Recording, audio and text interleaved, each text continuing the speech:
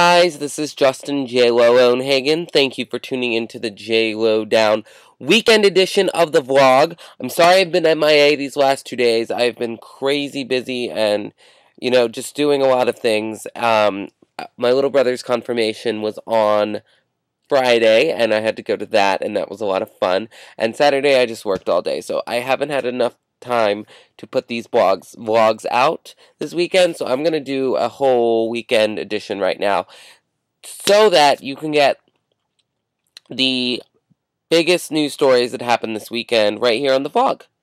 Yes, I am just like Face the Nation. Only I have a Lady Gaga poster. See? Okay, so let's talk about Sarah Palin. Now, Sarah Palin is continuing her Americana tour. Like the little Spanish accent, I said, Americana.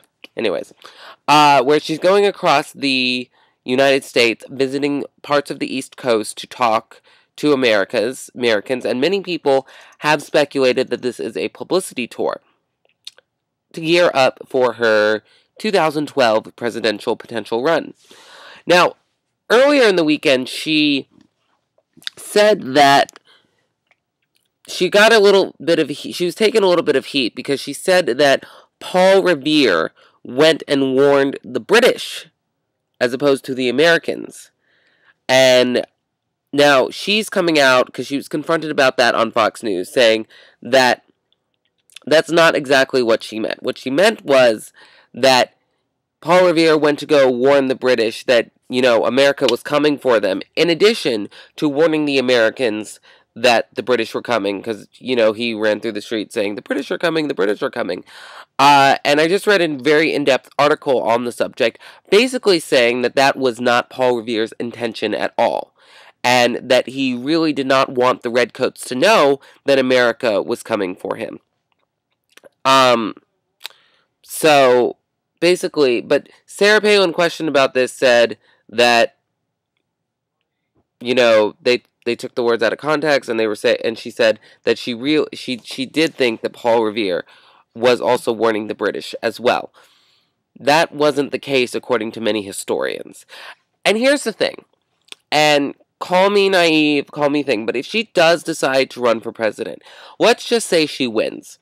I want a president like President Obama to admit when he is wrong, to admit his failures, to admit when he's made a mistake. I think that shows incredible humility, and I think that that shows a wiseness, and I think that shows someone who can make decisions well, to take into account the failures. And former Governor Palin, if you can't even admit that you were wrong, and a completely innocent, probably doesn't really mean anything gaffe, then how am I going to trust you admitting stuff that you were wrong on domestic policy, on foreign policy, things, because every president, Democrat and Republican, makes mistakes. That's just part of the job. That's part of any job. So I would hope that Sarah Palin maybe would admit to her wrongdoings, but it seems as if she's just way too cocky. I don't know. It made me mad that she didn't admit that she misspoke. So we talked about this on the J-Lowdown Wednesday night. More details in the Casey Anthony trial. Apparently there was a strand of hair found in Casey Anthony's trunk. And prosecutors are saying that it came from a dead body, and they're also saying that this proves that Casey Anthony's daughter was held in Casey Anthony's trunk. It doesn't look good for the defense at this point. They have a lot of mounting evidence, and the prosecution is doing a good job in presenting its case, it seems, from the articles and the people who I've talked to about it.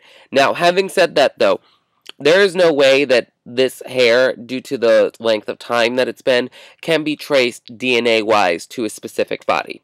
So all the prosecution can basically say is that a dead body was in the trunk, and even still, that looks really bad. I mean, if it wasn't Kaylee Anthony's, Casey's daughter, whose hair was it?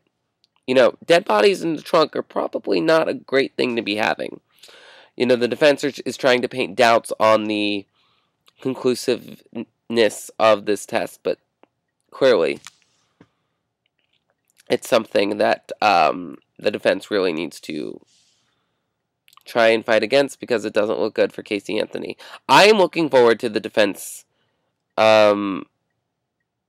presenting its case. So, also, let's see, what are we going to talk about? So, Hamburg, Germany, due to the E. coli outbreak that we talked about on the J-Lowdown vlog, is revoking a lot of the vegetables in its shop. And I feel bad for them because as a fan of raw vegetables like cucumbers, not really celery, radishes, carrots, I feel bad that people are afraid to eat them. I hope that these this thing will be resolved soon because I think German people should have their darn vegetables, darn it.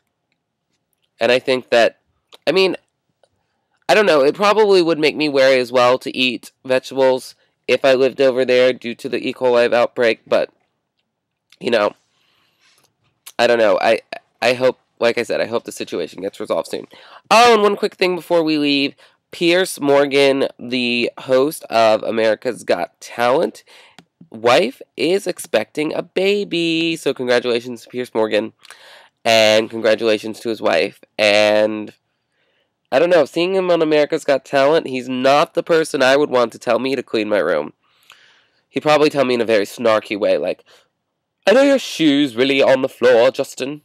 Yes, that was my horrible British accent. See what 2 years of theater at VCU gets you? Anyways, so that's all for me, the J-Lowdown vlog. Thank you for tuning in tonight. Be sure to tune in back tomorrow. And thanks for tuning into the weekend edition of the J-Lowdown vlog. And thanks for watching.